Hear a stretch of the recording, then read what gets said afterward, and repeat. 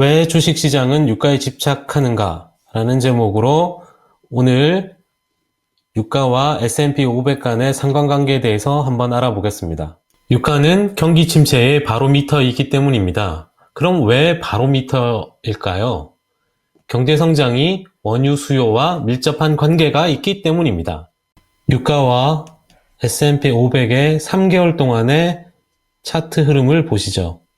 지난해 말 경기 둔화에 대한 공포가 증폭되었지만 유가 상승이 다른 요인들과 함께 경기 침체에 대한 우려를 잠재워 나가고 있는 모습입니다. 원유 시장에서 시장 참여자들이 경기 침체와 시장의 다른 문제들의 징후를 찾고 있는 중이고, 주식시장은 변동하는 유가에서 그 실마리를 찾고 있습니다. 주식시장은 보통 선행지표로서의 역할을 해왔는데, 지난 몇 달 동안 원유 선물과 주식시장은 거의 나란히 움직이며 동행하는 모습을 보이고 있습니다. 그 이유로 두 시장이 다음과 같은 거시적 요인들을 우려했기 때문입니다. 첫째, 미국의 금리 인상. 둘째, 미중 간의 무역 분쟁. 셋째, 세계 경제의 성장 둔화입니다. 유가가 12월 24일 바닥을 기록한 후에 주가 역시 12월 26일 반등을 시작했음을 알 수 있습니다. 유가는 바닥에서 약 22% 상승했고 S&P 500 지수는 약 10% 반등하는 모습을 보였습니다. 유가와 S&P 500 간의 상관관계를 나타내는 그래프입니다. 2017년부터 유가와 S&P의 상관관계가 상당히 높음을 알 수 있습니다. 지난해 말 유가가 하락하면서 원유 트레이더들은 상품 투자 계좌에서 마진콜 요구를 받기 시작했는데요.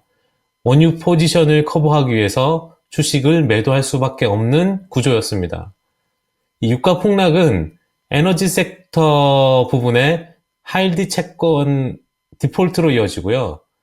그 위험이 시장 전반에 퍼질 것이라는 그 우려를 촉발시켰습니다.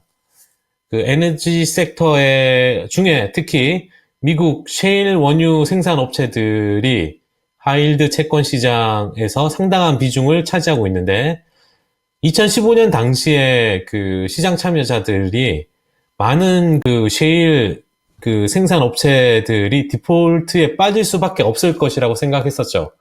그래서 한동안 그 시장이 그 긴장감이 상당히 높았었는데, 이러한 그 과거의 그 기억들이 하반기에 떠올랐던 거죠. 그래서 12월 하이힐드 채권 시장이 급등하는 모습을 보인 것을 볼 수 있었습니다. 현재는 이 상황이 상당히 회복이 되었고요. 유가와 주가가 반등하면서 일정 부분 그러한 우려를 해소하는 모습이었습니다. 그래서 좀 전에도 말씀드렸지만 유가와 주가의 상관관계가 꽤 밀접한 상황이라는 것을 볼 수 있습니다. 이런 동행 흐름을 보인다면 주가 전망을 위해 유가 전망을 살펴봐야 할 것입니다. 뱅크 오브 아메리카 메릴린치의 전망에 따르면 2019년 유가는 상승할 가능성이 높아 보입니다. 공급 측면에서는 사우디아라비아 감산이 시장을 떠받칠 것으로 보고 있습니다. 수요 측면에서는 제롬 파월 연준 의장이 향후 금리 인상에 인내심을 가질 것이라는 논평이 수요 측면에 지지 역할을 할 것으로 보이는데, 연준의 정책 방향이 변화하면서 원유의 수요 증가로 이어질 가능성을 높게 보고 있기 때문입니다.